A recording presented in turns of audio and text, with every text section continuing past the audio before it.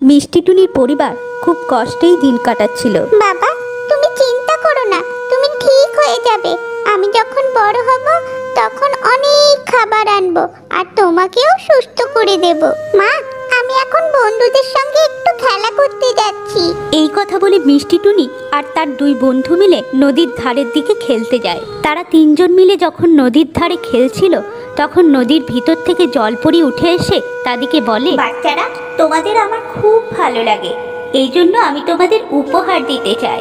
তোমরা আমার কাছে কি কি চাও বলো? জলপরি, আমাকে অনেক সোনা দানা দাও আর আমাকে অনেক টাকা দাও। আর মিষ্টি টুনি, তোমার কি চাই বললে না তো? জলপরি, আমার টাকা পয়সা সোনা দানা কিচ্ছু লাগবে না। তুমি যদি পারো তাহলে আমার অসুস্থ বাবাকে সুস্থ করে দাও, আমরা অনেক কষ্টে আছি। মিষ্টি টুনির কথা শুনে জলপরির অনেক মায়া হয়। সে তাকে অনেক সোনা দানা দেয় আর তার বাবাকেও সুস্থ করে দেয়।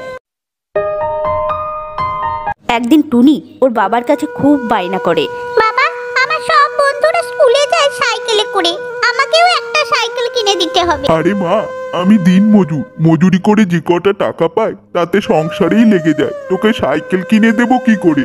তবুও কিছুদিন পরে তোকে আমি সাইকেল কিনে দেব।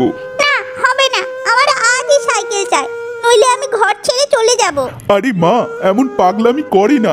ঠিক আছে, আমি দেখছি কি করা যায়।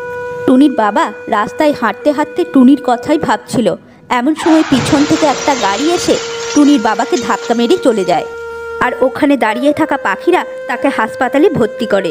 এদিকে হাসপাতালে যেতে না যেতেই টুনি সেখানে চলে আসে। টুনির মা অ্যাক্সিডেন্টের সব কথাই টুনিকে বলে। বাবা, আমার জন্যই তোমার এত বড় অ্যাক্সিডেন্ট হলো, আমার আর কিচ্ছু প্রয়োজন নেই, শুধু তুমি সুস্থ হয়ে বাড়ি ফেরো, আমি আর কোনোদিন বায়না করব না। তুমি যা দেবে তাতেই খুশি থাকবো। সময়টা ছিল শীতকাল, চারিদিক কুয়াশায় ভরা। এরকম আবহাওয়ায় টুনি তার ছোট্ট মেয়ে মিষ্টি টুনিকে বুকে জড়িয়ে বসে থাকে।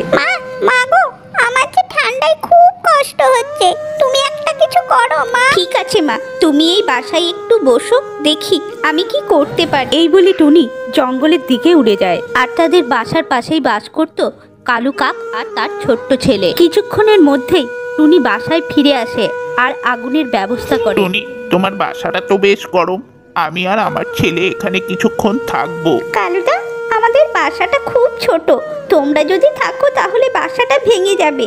তার থেকে বরং তুমি আমার ওখান থেকে আগুন নিয়ে তোমার বাসার নিচে আগুনের ব্যবস্থা করো। এই কথা শুনে কালু কাক রেগে যায় আর টুনিকে বলে, টুনি, তোমার আগুন তোমার কাছেই রাখো, আমি তোমার থেকে আরো বেশি আগুনের ব্যবস্থা করব। এই বলে কালু কাক রাগের বশে অনেক আগুনের ব্যবস্থা করে।